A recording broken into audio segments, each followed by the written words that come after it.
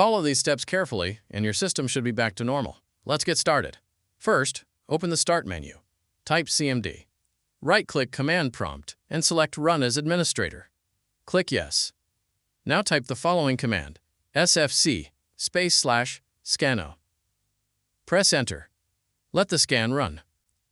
You can minimize it and continue with the next steps. Step 2. Open the Start menu and type File Explorer. Open it. On the left side, click this PC. Find the drive where Windows is installed, usually the one with the Windows logo. Right-click it and select Properties. Go to the Tools tab. Click Check, then click Scan Drive. Let the scan complete. Step 3. Open the Start menu and type Device Manager. Open it.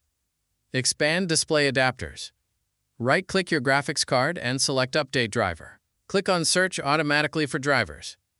Make sure your GPU has the latest drivers installed.